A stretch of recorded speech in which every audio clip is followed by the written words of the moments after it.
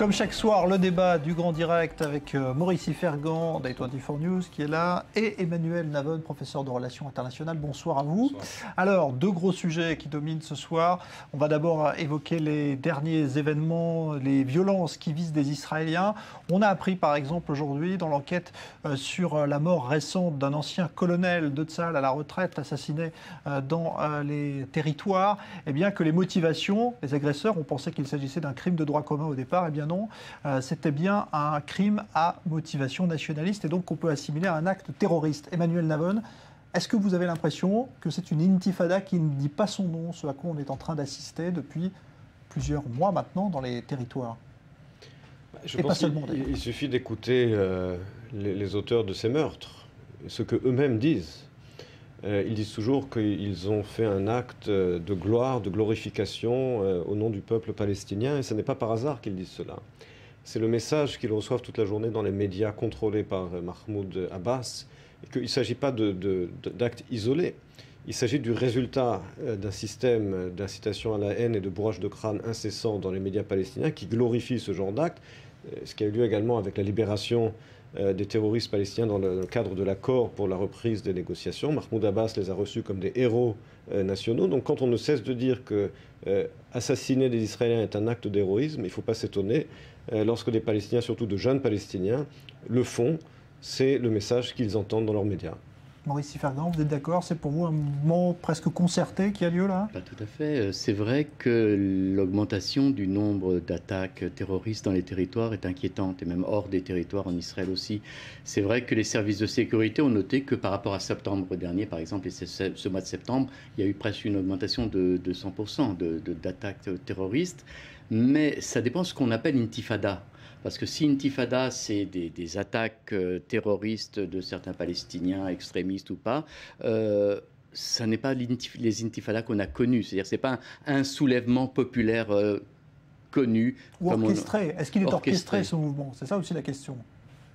Ce que l'on appelle les intifadas, et qui sont en général dénombrées de façon inexacte, puisqu'il ne faut pas oublier celles de 1929, de 1936, et elles étaient toutes orchestrées, en 29 et en 1936 par Haj Amin al-Husseini.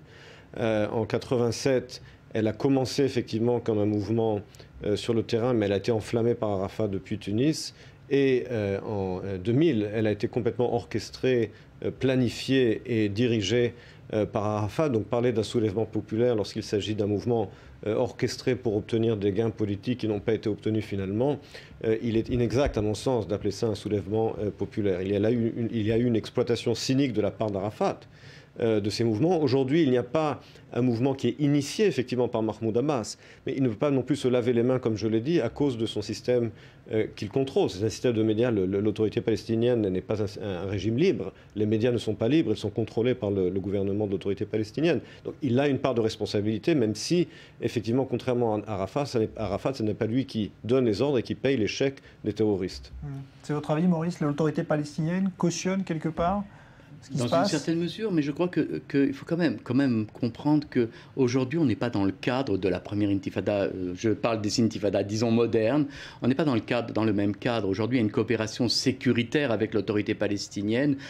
Tsahal et la police palestinienne travaillent de concert, font des patrouilles communes. On n'est pas du tout dans le même contexte. C'est vrai qu'il y a des violences et le fait est que tous les cas qu'on a connus dernièrement sont des cas de ce qu'on appelle de terroristes isolés qui n'appartiennent à aucune organisation connue et qui ont décidé un beau matin en se levant, c'est ce qu'on raconte, d'aller tuer du juif. Alors, je parlais d'une intifada organisée, effectivement d'un soulèvement provoqué par la direction palestinienne, mais d'un soulèvement populaire quand même. Or, on ne le retrouve pas aujourd'hui, ce soulèvement. On ne voit pas les masses palestiniennes dans les rues à Ramallah ou à Jenin comme on les a connues à certains moments de notre histoire.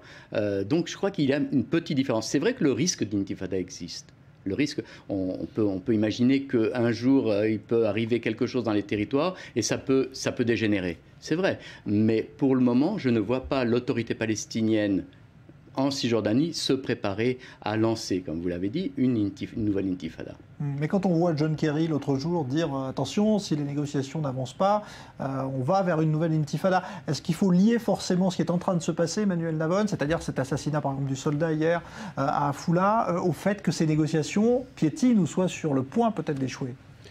Je pense d'abord que les déclarations de John Kerry étaient complètement irresponsables et scandaleuses, puisqu'il a finalement cautionné à l'avance un recours à la violence.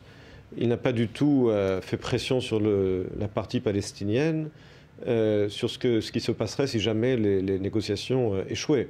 Autrement dit, dans ses propos à la télévision la semaine dernière, lorsqu'il était en Israël, il a uniquement accusé Israël du piétinement des négociations et il a uniquement menacé Israël des conséquences d'un tel piétinement. Il a même justifié quasiment un recours à la violence par les Palestiniens. Donc je crois que ce sont des propos complètement irresponsables qui cautionnent la violence. Il n'a pas du tout menacé les Palestiniens, entre guillemets, de dire si vous continuez de parler du droit au retour, il n'y aura pas d'accord. Si vous continuez de faire de l'incitation à la haine dans vos médias, il n'y aura pas d'accord et il y aura des conséquences. Je pense que le fait qu'il ait menacé uniquement une partie et accusé uniquement une partie, c'est irresponsable. Et encore une fois, sur la question de l'usage à la violence, ces propos étaient irresponsables. Maurice Sifergan, vous pensez que le piétinement actuel des négociations peut être rapproché de ce qui est en train de se passer, de ces actes?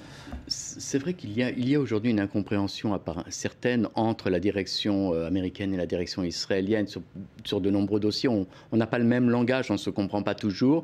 Je ne dirais pas que ce sont des crises, je crois qu'il y a des divergences de vues. Sur le dossier palestinien comme sur le dossier iranien, il y a des divergences de vues, qu'elles s'expriment publiquement. Et c'est dommage, tout le monde le regrette. Mais de là à dire que John Kerry était responsable, je vous rappelle que tout de même, il y a un accord stratégique entre les États-Unis et Israël, que les Américains se sont engagés à soutenir la sécurité de l'État d'Israël dans tous les cas. Et pour le moment, je ne vois pas, à part effectivement que le secrétaire d'État est assez mécontent de ce qui se passe autour de la table de négociation, je ne le vois pas prendre position pour l'une ou l'autre des parties de façon ouverte. Alors c'est vrai qu'il a rappelé qu'il y a des risques d'intifada, mais ça, il y a aussi des Israéliens qui le disent, et Tzipi Livni, la première, le dit. Donc je ne pense pas qu'on puisse dire des Américains qu'ils prennent parti et que c'est totalement irresponsable. Ouais, mais aujourd'hui, on voit Tzipi Livni quand même dire que les Palestiniens ont une attitude irresponsable en démissionnant.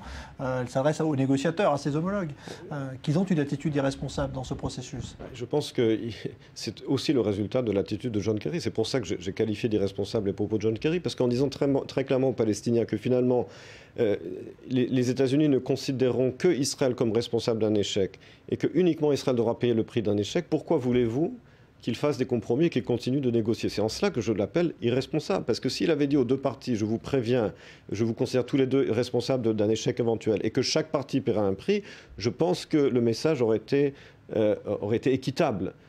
Surtout à la lumière du fait que toutes les propositions de paix ces 15 dernières années ont toujours été systématiquement repoussées, il faut bien le rappeler, par l'autorité palestinienne. Et il n'a trouvé qu'Israël à blâmer pour ses échecs. Et je crois que l'une des conséquences des propos de John Kerry, c'est pas seulement le recours à la violence, c'est également le fait que l'autorité palestinienne se sente aujourd'hui n'avoir aucun besoin de faire des compromis. Donc c'est doublement irresponsable. La violence et le comportement de l'autorité palestinienne qui a été condamné également par Tzipi Livni. Maurice Sifergan. C'est vrai, dans une certaine mesure, c'est vrai, mais je crois qu'on ne sait pas vraiment ce qui se passe autour de la table de négociation. Il est probable qu'il y ait un discours à l'extérieur et un autre discours à l'intérieur. Personne ne peut dire ce qui se passe réellement. Aujourd'hui, on a encore entendu Mahmoud Abbas dire que tout est bloqué, on a discuté en vérité de rien sur le fond encore. C'est pas sûr, c'est pas certain, je ne sais pas. Je ne sais pas s'il ne s'agit pas peut-être justement de se protéger à l'avance d'un échec. Il y a malgré tout un accord entre les parties pour ne pas parler.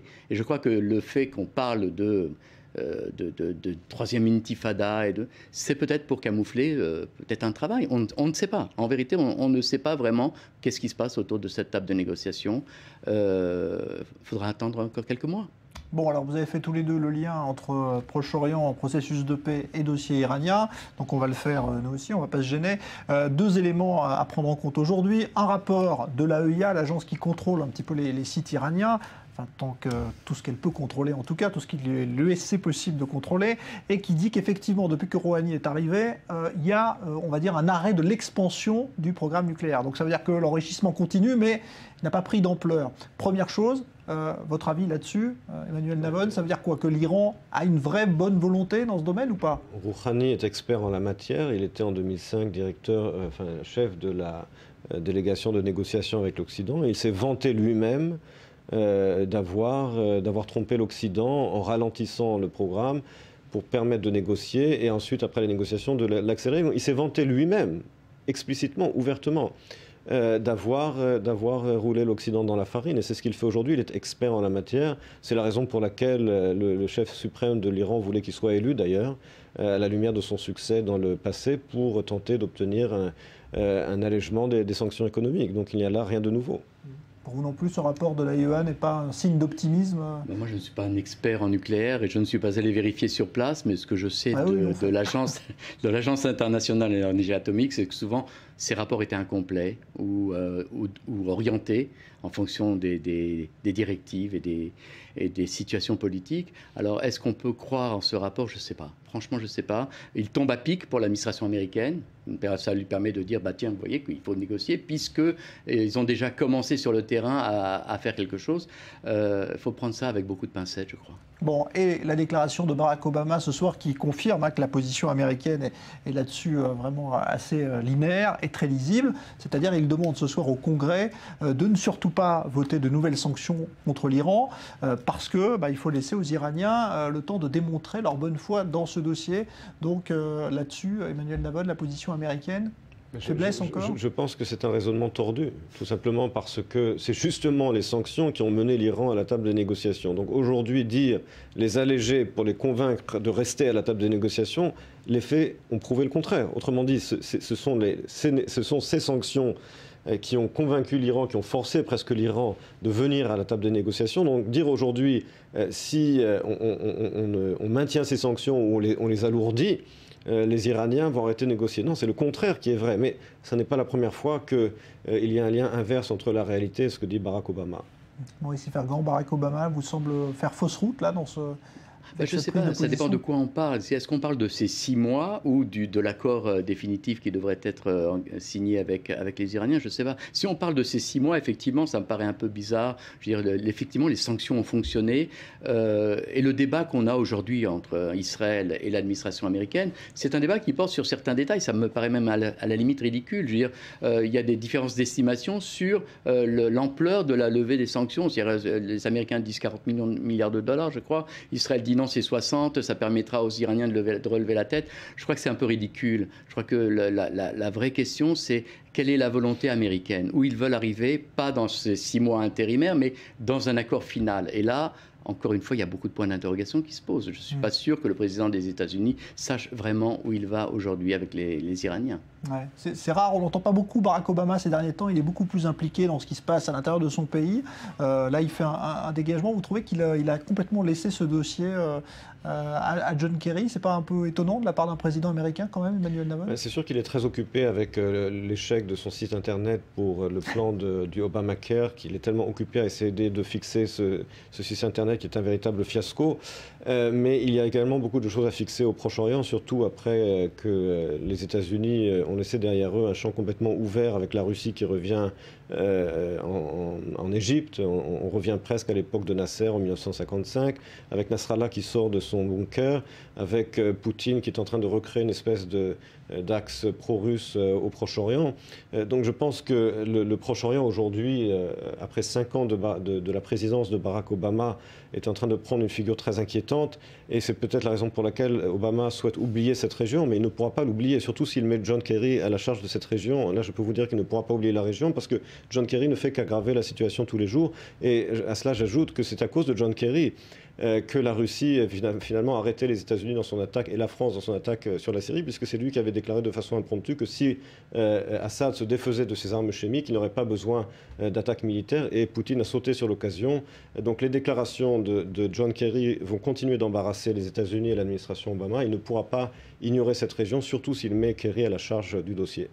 Un mot sur ce congrès américain qui marque souvent quand même son indépendance, surtout avec Obama. Vous pensez qu'il peut aller contre cette demande de Barack Obama? Je ne pense pas qu'ils vont s'opposer au président sur cette demande. Je pense que les États-Unis, en l'occurrence, sur ce dossier du nucléaire iranien, ont une position d'attente. Je n'ai pas l'impression qu'ils aient défini eux-mêmes leur objectif final. Ils essayent de voir, je crois qu'ils font le pari politique sur Rouhani. Peut-être qu'ils se trompent.